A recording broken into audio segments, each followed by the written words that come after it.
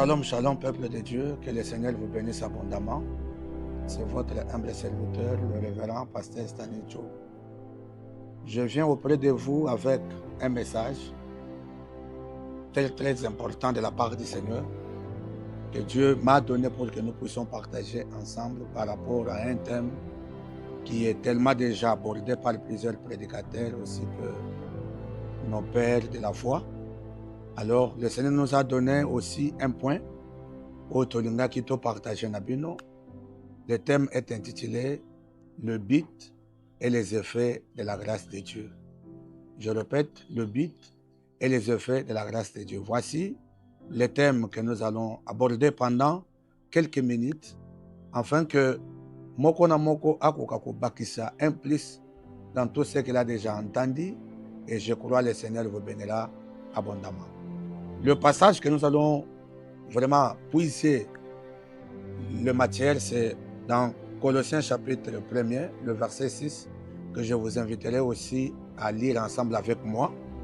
Dans Colossiens chapitre 1er, le verset 6, les Écritures nous dit « Il est au milieu de vous et dans le monde entier, il porte de fruits et il va grandissant comme c'est aussi le cas parmi vous. Depuis les jours où vous avez entendu et connu la grâce de Dieu conformément à la vérité. » C'est la parole du Seigneur. Alors, mes bien-aimés, il y a au moins 3 points que je vais d'abord introduire parce que nous sommes d'abord dans l'introduction et on aura le temps d'expliquer dans la profondeur ce que le Seigneur nous a donné. La première des choses que nous allons un peu expliquer, c'est quoi le but selon les Écritures. Et après, nous allons expliquer les effets aussi qui est la grâce et en plus les Écritures ou la position des Écritures. En premier lieu, la Bible nous montre que le but et les effets de la grâce, conformément à la vérité, le but définitif que Dieu se propose en toutes choses ne peut être que pour sa gloire ou à sa gloire.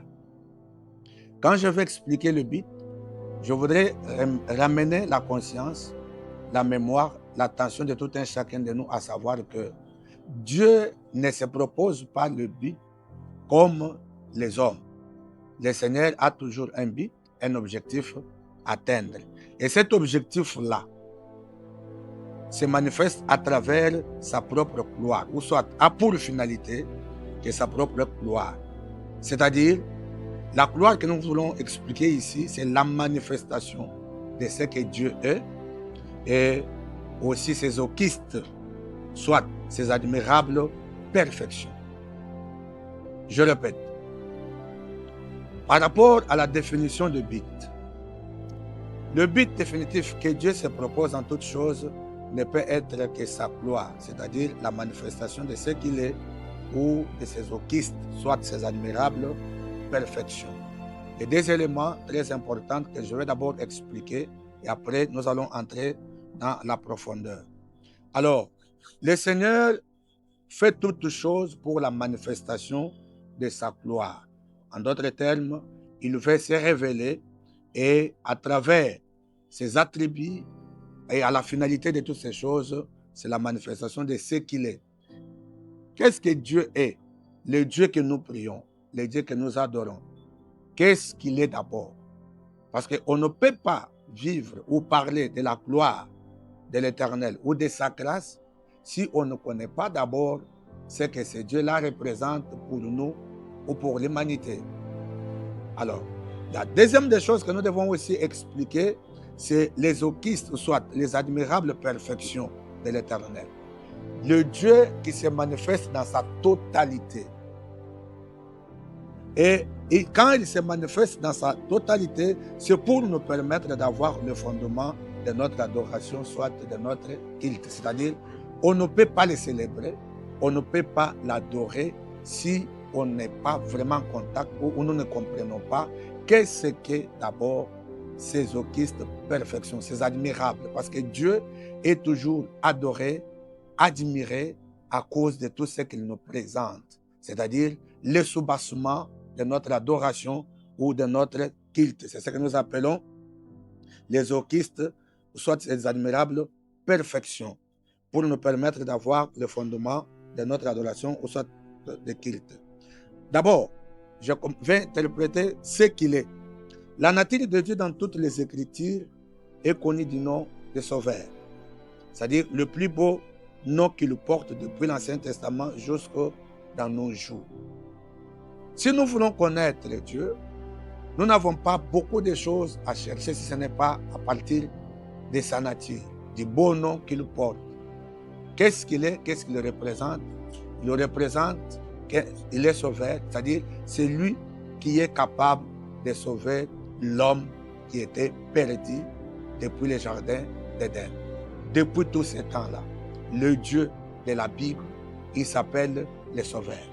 Alors, comment il a manifesté le moyen où il a mis à l'œuvre ses attributs pour venir au secours de l'homme, pour venir sauver l'homme. Et ces attributs qu'il a mis à l'œuvre, ce sont des attributs qui s'est manifestés toujours dans toute sa perfection, dans sa plénitude. C'est-à-dire, quand il veut sauver, il ne vient pas à moitié, il vient dans la totalité. Merci, que le Seigneur vous bénisse. Nous passons au deuxième point qui est les effets de la grâce. Ce mot-là, effet, soit, c'est tout ce que la manifestation de ce qu'il est et de ses ochistes ou admirable perfection a mis dans notre disposition. Alors, le point 2, ce sont les effets. Par définition, des effets, soit les explications que nous vous apportons par rapport aux effets de la grâce, nous voudrons seulement vous présenter que tout ce que la manifestation de ce qu'il est et ses ochistes, soit admirable perfection, a mis dans notre disposition. C'est-à-dire, qu'est-ce que la grâce de Dieu ou les effets de la grâce de Dieu dans notre vie? Qu'est-ce que cela? Qu'est-ce que cela signifie? C'est-à-dire, nous allons exploiter les éléments très importants que Dieu a mis dans notre disposition. Dans notre disposition, nous qui croyons en Dieu, que nous allons énumérer pour la bonne compréhension conformément aux Écritures. C'est-à-dire, nous parlons de la grâce de Dieu par rapport aux effets que Dieu a mis dans notre disposition, nous qui étions perdus, pour que nous puissions trouver l'occasion ou l'opportunité de l'adorer ou de lui rendre un culte. Le premier effet, on appelle ça la rédemption. Le premier effet, c'est la rédemption. Le deuxième effet, on appelle ça la rémission du péché. Je crois que chaque effet sera expliqué, exploité petit à petit selon le temps que le Seigneur va nous donner. Le troisième effet, c'est la justification. Le quatrième effet, c'est l'élection. Et le cinquième, c'est l'adoption. Je commence par la rédemption comme premier effet, la rémission du péché comme deuxième effet, la justification comme troisième effet, l'élection comme quatrième et l'adoption comme le cinquième effet que nous aurons vraiment exploité un par. Ce ne sont pas Makamboko et Salami Kaka et l'équipe. C'est-à-dire, la grâce de Dieu n'est pas seulement, quand nous parlons de la grâce de Dieu, n'est pas seulement parce que Zamba peut singai mutuka, Zamba peut singai boye, Zamba peut saka mutu boye, ainsi de suite. Non, nous parlons d'abord des effets qu'on appelle les effets éternels. Makambo oyo et bandi awana sena moy jusque dans l'éternité. Les choses que le Seigneur a mis dans notre disposition en commençant par ici, et c'est avec ces effets-là qui vont nous amener jusque dans l'éternité. Ce sont les effets qui ne changeront jamais, qui ne perdront jamais leur valeur. En commençant par la rédemption, la rémission du péché, la justification, l'élection aussi que l'adoption. Puisqu'ils sont produits par les deux grands faits, c'est-à-dire il y a les effets, il y a aussi les faits, c'est-à-dire la cause qui a produit. Qu'est-ce qui a produit ces effets dans notre vie ou dans les temps de la grâce? Qu'est-ce qui a produit ces effets? Les effets sont produits par des faits aussi historiques dans l'humanité, dans notre humanité, à savoir la mort et la résurrection de Jésus-Christ. Alors, si nous allons aborder la grâce, c'est dans ce sens-là parce que la grâce a commencé à se manifester, à se développer dans la vie de l'être humain, dans l'humanité, à cause de la souffrance, c'est-à-dire de la mort de la résurrection de Jésus-Christ. On ne peut jamais parler de la grâce de Dieu si on n'a pas creusé, on n'est pas allé très dans la, on n'est pas entré dans la profondeur de la mort et de la résurrection de notre Seigneur Jésus-Christ. Le cas contraire, ce n'est plus la grâce des Écritures, mais ça devient la grâce des dictionnaires ou de la rousse. Alors voilà pourquoi nous voulons vous expliquer qu'à cause de la mort de Jésus et de sa résurrection, le Seigneur a mis dans notre disposition les 5 effets très très importants que l'Église, que celui qui prétend être enfant de Dieu, celui qui croit qu'il est sauvé, doit connaître dans la profondeur, parce que ce sont ces choses qui vont nous amener jusqu'au dans l'éternité. Sans cela, bien aimé, c'est que vous êtes encore loin du salut et vous n'avez pas encore compris le pourquoi le Seigneur était mort et le pourquoi il est ressuscité. Que le Seigneur vous bénisse. C'est pour cette raison, c'est-à-dire c'est à cause de ces effets-là que l'évangile est toujours présenté dans les Écritures comme étant un objectif poursuivi par le Seigneur. Dans les Saintes Écritures, l'évangile de la vérité de Jésus-Christ, ou depuis l'Ancien Testament jusqu'à notre temps, les Écritures nous présentent toujours que le message de Dieu, c'est un message objectif.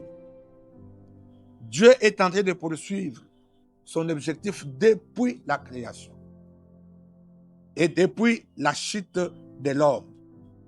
Et le message de Dieu ou la parole du Seigneur, soit l'évangile comme vous voulez, n'est pas un subjectif, c'est-à-dire ce qui est sujet d'un débat, ce qui est sujet d'un jugement, soit ce qui doit être apprécié ou désavoué.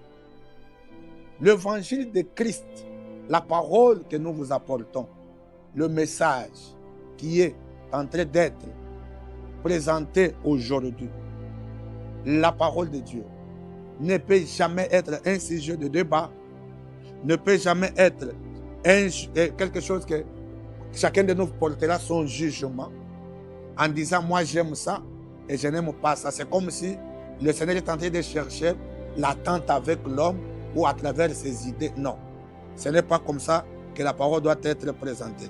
Et aussi la parole de Dieu n'est pas quelque chose que l'autre va dire que non, moi j'apprécie ça, moi je désavoue ça. Parce que nous avons aujourd'hui des personnes qui s'appellent athées et qui ne veulent même pas écouter la parole de Dieu. Non. Dieu présente son message comme étant une bonne nouvelle qui concerne tout le monde et qui concerne toute la création. Alors, je vous amène un message, que tu sois blanc, que tu sois noir, quelle que soit la couleur de ta peau, ce message te concerne. Quelle que soit n'importe quelle nationalité que tu portes, ce message te concerne. Quel que soit ton âge, quel que soit, je ne sais pas, ta race, quel que soit ton rang social, le message te concerne. La bonne nouvelle de Jésus te concerne. Le message de la grâce te concerne. Alors, il est vrai que chacun va prétendre choisir sa religion, sa dénomination, ainsi de suite. Mais aujourd'hui, je ne suis pas venu avec une dénomination quelconque. Je ne suis pas venu avec une religion, mais je t'apporte un message. Et le message qui sort. Voilà le pourquoi je vais maintenant vous expliquer des choses très importantes. La perfection, c'est un terme hébraïque qui a pour idée d'être entier, soit être accompli. Voici ce qui est de la nature de Dieu. Quand nous parlons de la perfection, le terme qui est utilisé en hébreu nous donne quelques possibilités pour expliciter d'abord Dieu dans sa totalité. C'est-à-dire Dieu dans tout ce qu'il est.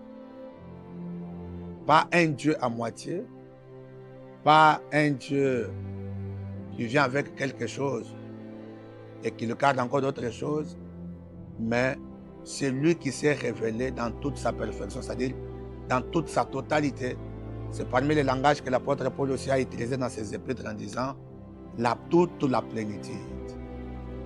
Et après la croix, la mort à la croix, la Bible nous dit, avant de mourir, il a dit, tout est accompli. C'est un Dieu complet et c'est lui qui fait tout dans sa plénitude. Alors, le terme hébraïque que nous venons de dire, comme ceux qui aiment toujours fréquenter les Écritures, nous avons shalom, ou soit temam, être complet, ou c'est ce que la Bible parle aussi de la vérité, ou soit être entier. C'est-à-dire, la perfection, la vérité, dans le langage hébraïque, marchent ensemble. C'est la totalité, c'est être complet. Alors, nous vous présentons plutôt un Dieu complet. Nous le disons aussi puisque Dieu va mettre dans notre disposition le processus continu, communément appelé la semence que Dieu fait grandir en nous pour exprimer sa nature. C'est-à-dire le développement des effets que nous venons de citer ici.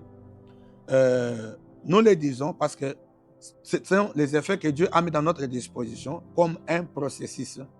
Et ce processus-là, c'est un processus continu, ou continuel, comme vous voulez, qui est communément appelé la sémence. C'est-à-dire, quand on vient à Dieu, quand on reconnaît Dieu, quand on entre dans la grâce, il y a une sémence de la perfection, une sémence qui doit grandir en nous, que le Seigneur veut que nous puissions comprendre. C'est-à-dire, tout au long de notre enseignement, nous allons vous présenter ce processus grandissant dans la vie de tout qui est chrétien pour atteindre la stature parfaite qui est la stature de Christ. Ce processus-là a commencé quelque part. Maintenant, nous passons à la définition de la grâce selon les Écritures. Premièrement, je vais vous expliquer que la grâce a plusieurs définitions, mais comme nous avons parlé de l'objectif et le but que le Seigneur s'est proposé, c'est pourquoi nous allons ramener la grâce dans le sens des Écritures. La grâce a plusieurs définitions. Par exemple, on appelle aussi la faveur imméritée. C'est aussi une charme ou le charisme, ou soit quelque chose de précieux, ainsi de suite. Mais selon l'Évangile, la grâce signifie être, ou soit l'acceptation. Être accepté par Dieu, soit être pris en considération. En d'autres termes, c'est être aimé par Dieu. Je répète, en dehors de définir la grâce comme faveur imméritée, une charme, un charisme, quelque chose qui est précieux, ainsi de suite, mais l'évangile de Christ nous présente la grâce comme l'acceptation, soit être accepté par Dieu, ou bien celui qui a pris de la considération auprès de Dieu. En bref, c'est lui qui est aimé par Dieu. C'est-à-dire, nous voulons exploiter la grâce comme étant les moyens que Dieu Tout-Puissant, les saints des saints, les justes juges, nous a acceptés, nous qui étions des pécheurs. Alors, sans présenter la grâce comme le soubassement de notre acceptation devant le Père, le reste, ce sont des futilités. Alors, comme passage que vous pouvez vous référer aussi, nous sommes dans Romains chapitre 3, verset 23-30, Romains 5, verset 15 à 21, 1 Corinthiens chapitre 1, verset 3. Vous pouvez lire à la maison, mais nous reviendrons sur ce que nous venons de dire par rapport aux Écritures que nous avons données des Colossiens. On va développer ça bientôt. Deuxième possibilité que nous allons expliquer la grâce conformément aux Écritures. La grâce de Dieu selon le Seigneur s'est développée ou ayant pour point de départ les souffrances de Jésus-Christ, qui est le symbole de notre pardon, aussi que sa résurrection nous a donné la possibilité d'être justifiés. C'est-à-dire, quand nous allons expliquer l'amour de Dieu, l'acceptation de Dieu, le point de départ de toutes ces choses, c'est la souffrance de Christ. Alors, voilà pourquoi je ne serai pas mesure de parler de la grâce de Dieu sans toutefois se référer de la mort, sans toutefois de se référer de la souffrance de Christ, sans toutefois se référer de ce grand prix qu'il a donné pour nous, le grand prix qu'il a payé pour nous. Et ne pas puiser, ne pas trouver le point de départ de la grâce de Dieu dans la souffrance de Christ, ça, le point de départ de la grâce devient dans les dictionnaires, soit dans la rousse. Voilà pourquoi je vous inviterai de comprendre maintenant pourquoi nous sommes en train de parler de buts et des effets de la grâce de Dieu conformément aux Écritures. Alors, le dernier élément que je vais exploiter, c'est les Écritures. Qu'est-ce que les Écritures nous disent? Qu'est-ce que les Écritures nous présentent? Dans les deux économies de la Bible, c'est-à-dire dans les deux alliances, c'est-à-dire l'ancienne et la nouvelle alliance. Qu'est-ce que les Écritures nous présentent au juste?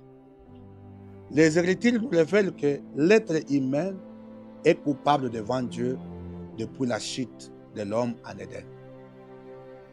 Ça, c'est le premier élément. Les Écritures nous présentent en premier lieu la chute de l'homme, la condamnation de l'homme, la séparation de l'homme. Alors, c'est ce que les Écritures nous présentent en premier lieu. Et nous allons maintenant encore chercher à exploiter ce premier pas. C'est-à-dire, l'homme étant perdu, ou soit, il a perdu la raison devant Dieu. Et il était devenu coupable devant la justice de Dieu ou devant le tribunal divin. Les Écritures commencent à présenter l'homme comme étant une personne et l'être humain perdu. Je répète, quelle que soit la race, quelle que soit la couleur, quel que soit les niveaux ou les conditions sociales que l'homme peut avoir, devant le Seigneur, l'homme était perdu, ou l'homme est perdu. C'est à cause de ce mot-là, perdition, que nous pouvons maintenant trouver le vrai sens de la grâce. On ne peut pas mieux expliquer la grâce de Dieu sans toutefois chercher à comprendre les mots que la Bible utilise de la perdition, soit être perdu. C'est à cause de ces mots perdition que la grâce de Dieu réellement trouve sa place dans l'être humain. Si quelqu'un n'a pas encore compris la signification d'être perdu, beaucoup de gens pensent que la grâce, ce n'est que par rapport à la guérison. Parce que tu étais malade, Dieu t'a guéri. Oui, c'est un charme de Dieu. J'étais pauvre, Dieu m'a donné de l'argent. Oui. J'étais stérile, il m'a donné des enfants, c'est bon. Mais le vrai sens de la grâce commence quand la compréhension de notre culpabilité devient réelle. De notre état de la perdition devient réel. Quand le besoin de savoir que je suis perdu, je ne peux rien faire pour se sauver ou pour être accepté à Dieu, le juste juge. C'est à partir de cette phrase-là que les choses changent. Qu'est-ce qu'on appelle la perdition ou être perdu? Par rapport aux Écritures, la Bible nous présente que la perdition a apporté la séparation. L'homme était séparé avec Dieu. Dans sa relation avec son Créateur, il était séparé à cause du péché. L'homme était dans une grande séparation, c'est-à-dire quand la partie essentielle nous a quittés et qu'on vit la séparation, on n'est plus complet, c'est-à-dire l'homme n'était plus complet, l'homme était devenu à moitié, même pas à moitié, et une partie. Parce que la partie essentielle lui avait quitté. Il n'était plus encore ensemble avec le Seigneur. Tout celui qui n'est pas dans une bonne relation avec Dieu, qui est séparé avec le Seigneur, peut parler de la grâce de sa manière, mais si tu n'as pas encore compris que tu étais séparé avec Dieu à cause de nos péchés, et bien aimé dans le Seigneur, c'est quelque chose qui est très grave. Le mot bénédiction nous donne encore la possibilité de comprendre qu'il y avait une destruction du lien. C'est-à-dire, il n'y avait plus encore un lien, quelque chose qui pouvait nous relier ou nous unir avec le Seigneur. Dans cette séparation, il n'y avait plus encore un autre moyen. Voilà pourquoi la religion peut mettre tout pour le présenter à l'homme que non, en faisant ceci, en faisant cela, Dieu sera content. Non, il n'y a que le seul moyen que le Seigneur peut renouveler sa relation avec toi. C'est ce que nous allons aborder. Si vous êtes intéressé à ce que nous sommes en train de faire et vous voulez être avec nous, je vous inviterai de prendre contact avec nous par ces numéros, en commençant par plus 244 923 24 90 04. Je répète, 923 24 90 04. Soit plus 243 85 13 82 822. Plus 243 85 13 82 822. Alors, si vous voulez faire part à ces deux groupes ou à ces deux familles, c'est seulement nous écrire, soit envoyer nous le message par WhatsApp ou soit par des appels normaux pour ceux qui sont peut-être à Kinshasa ou qui ont des possibilités, mais ça sera mieux par WhatsApp.